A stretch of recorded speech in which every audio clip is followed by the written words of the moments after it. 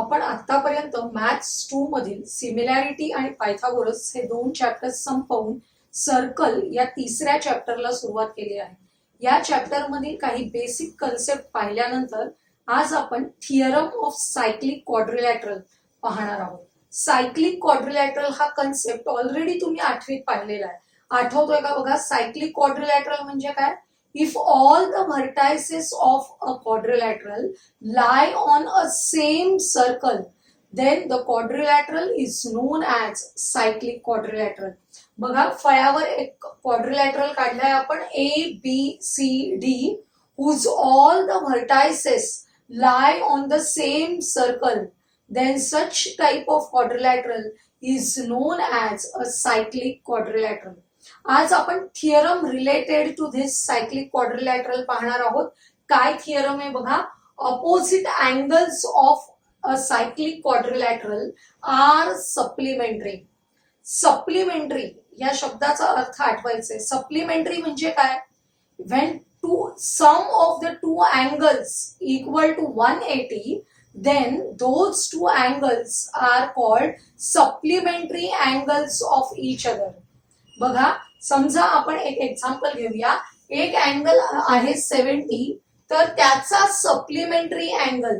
Supplementary म्हणजे कसा? 70 plus किती केले की ऍडिशन 180 येते. 70 प्लस 110 इज इक्वल टू 180. म्हणून 70 degrees and 110 degrees are two angles which are supplementary angles of each other. आता आपण या स्टेटमेंट कडे जाऊया पुन्हा. Opposite angles of a cyclic quadrilateral are supplementary. त्याप्रमाणे आपल्याला गिव्हन अँड ट्रू प्रूव्ह लिहायचंय. गिव्हन मध्ये quadrilateral ABCD is a cyclic quadrilateral. आता याचे अपोजिट अँगल्स बघूया. बघा अँगल बी चा अपोजिट अँगल कोणता आहे? डी. अँगल बी चा अपोजिट अँगल आहे डी. वेगवेगळे साइन्स करते मी कारण ते वेगवेगळ्या मेजरमेंट्सचे आहेत. या दोन अपोजिट अँगल्सची ऍडिशन किती आहे असं प्रूव्ह करायचंय आपल्याला? 180 डिग्रीज. त्याचप्रमाणे दुसरे अपोजिट अँगल्सची जोडी आहे angle A and angle C. These two are opposite angles. Therefore, angle A plus angle C is equal to 180. हे पण आपल्याला प्रूव्ह करायचं. आपण सुरुवातीला हे पहिलं स्टेटमेंट प्रूव्ह करूया. बघा एक एक अँगल आपल्याला घ्यायचंय. अगोदर बघा आर्क ABC. इथे आर्क ABC. कुठे आर्क ABC? हा मी इथे ब्ल्यू चॉकने करते. बघा arc ABC is intercepted by an inscribed angle ADC. हा जो आर्क ABC आहे तो कोणत्या अँगलने इंटरसेप्ट केलेला आहे?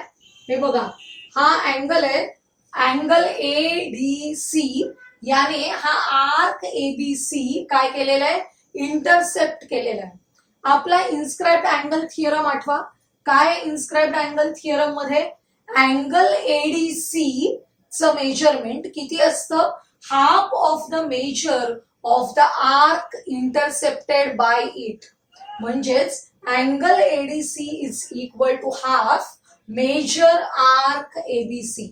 हा जो इंटरसेप्ट केलेला आर्क आहे त्याच्या निम्म. Inscribed angle theorem.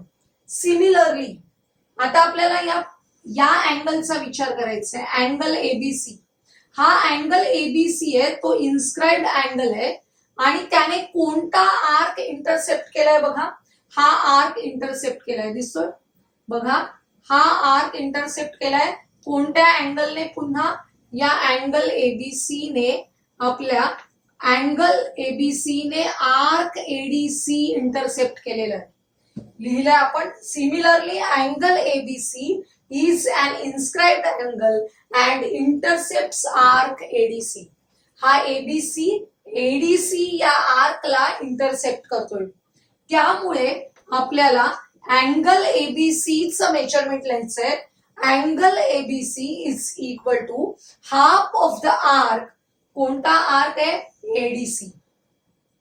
पुन्हा पुन्हा रिझन लिहायची गरज नसते, आपण सिमिलरली लिहिलेलं आहे म्हणजे तेच रिझन आहे. आता बघा, हे जे स्टेटमेंट 1 आणि स्टेटमेंट 2 आहे यांची ऍडिशन करायची आपल्याला.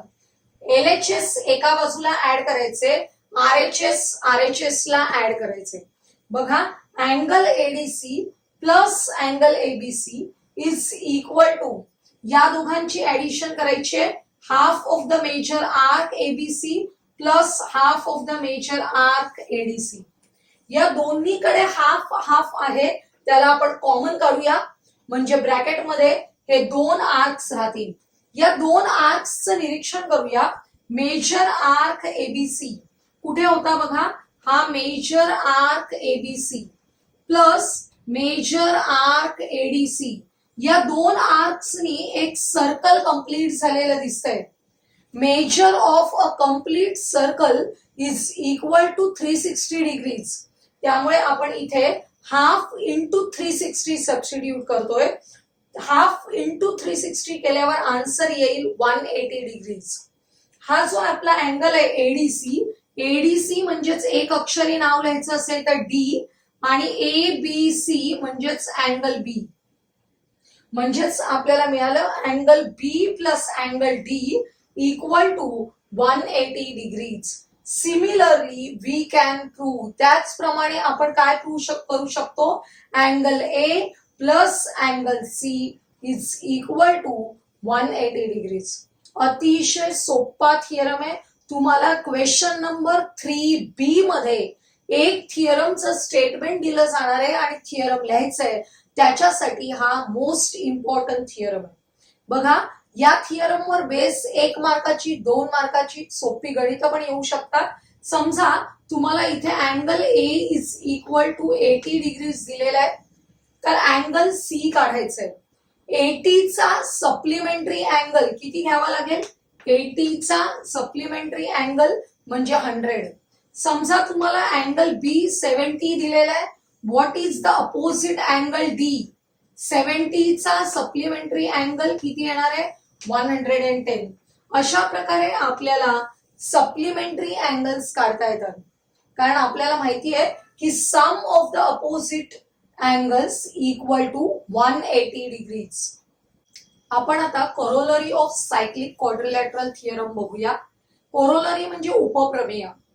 उपप्रमेय म्हणजे सायक्लिक क्वाड्रिलॅटरलवर बेस असलेला थिअरम बघायचा आहे आपल्याला.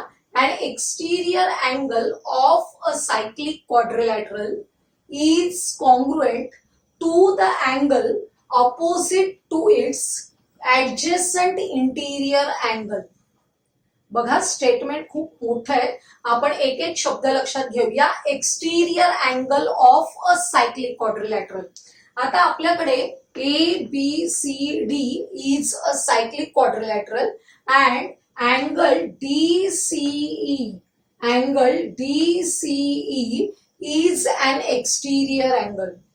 तर आपल्याला काय प्रूव्ह करायचंय, this exterior angle is congruent to, angle DCE is congruent to, कशाशी congruent आहे, to its to the angle opposite to its adjacent interior angle.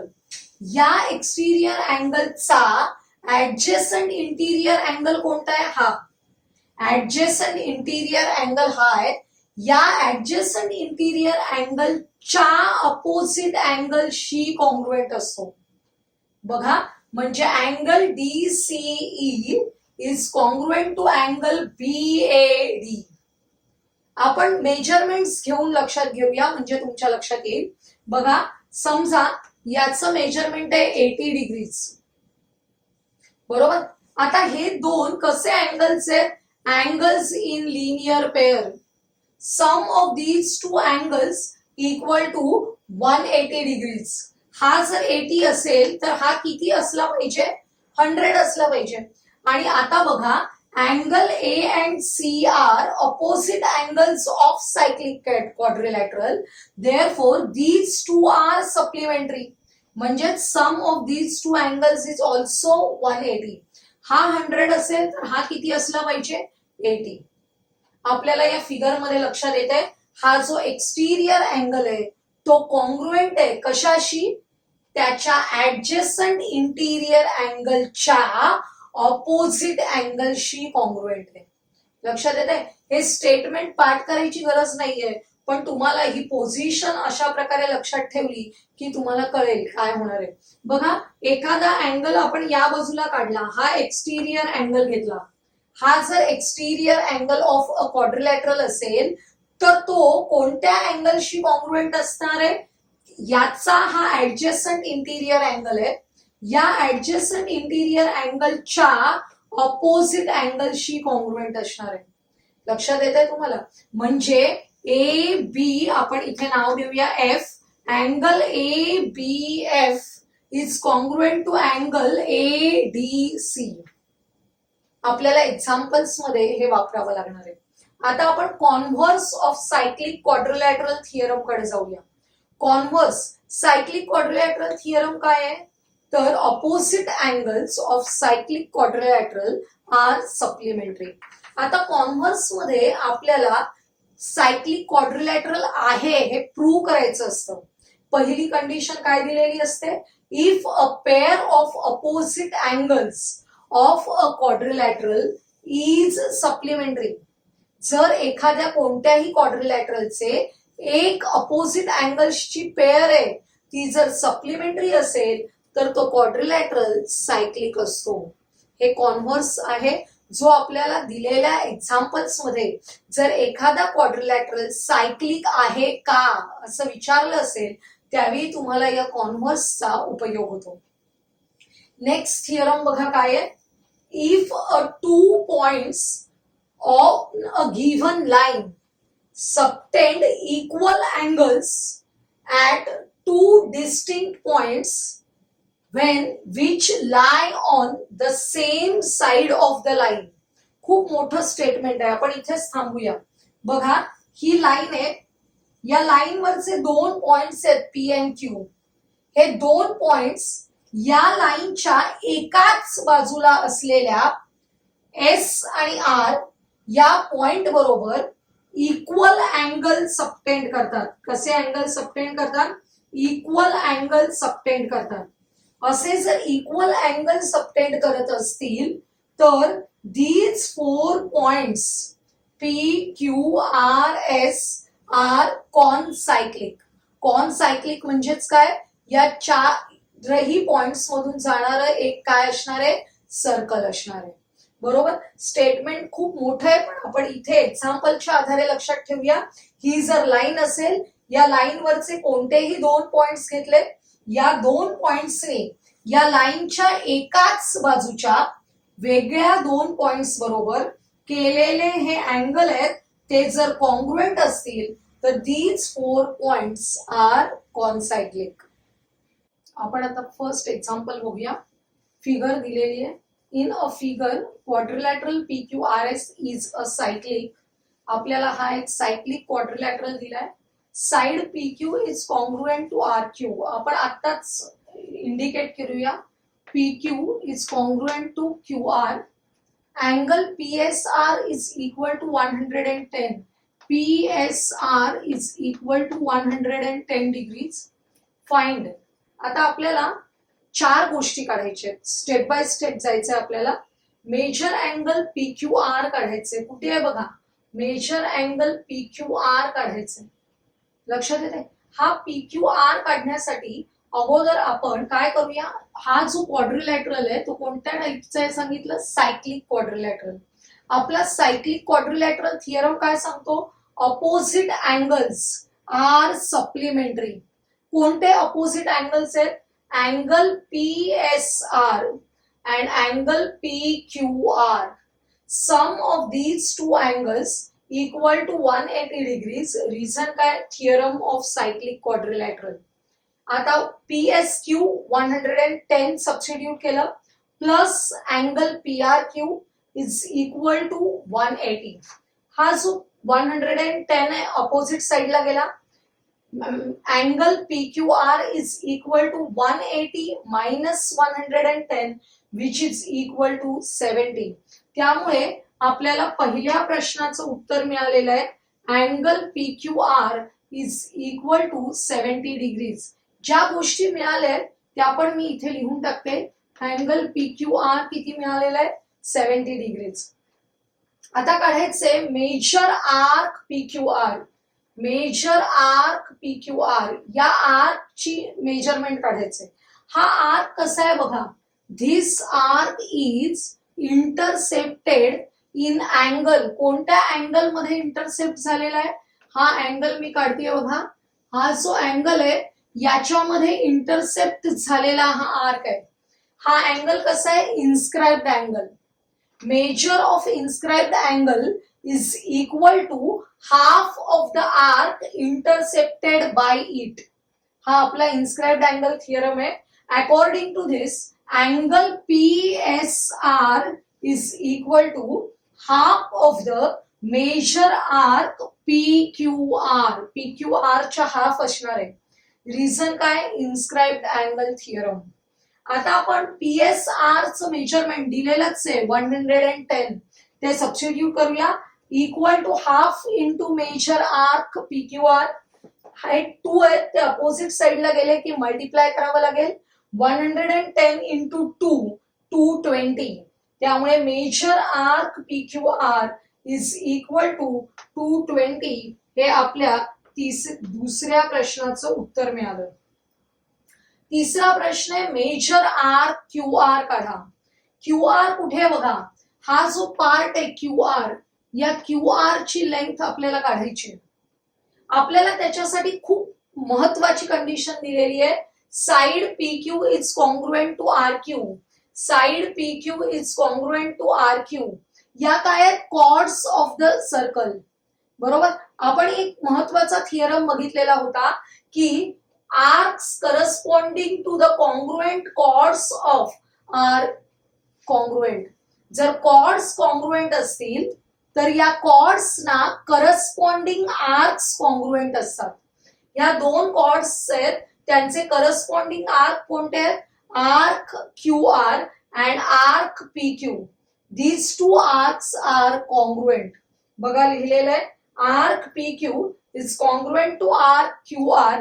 Reason लिहायचं. Arcs corresponding to congruent chords of a circle. हे जे आता congruent आहेत त्यांच्यासाठी आपण त्यांचं मेजरमेंट घेतलं X. Measure arc QR is equal to measure arc PQ is equal to X. आता या दोघांनी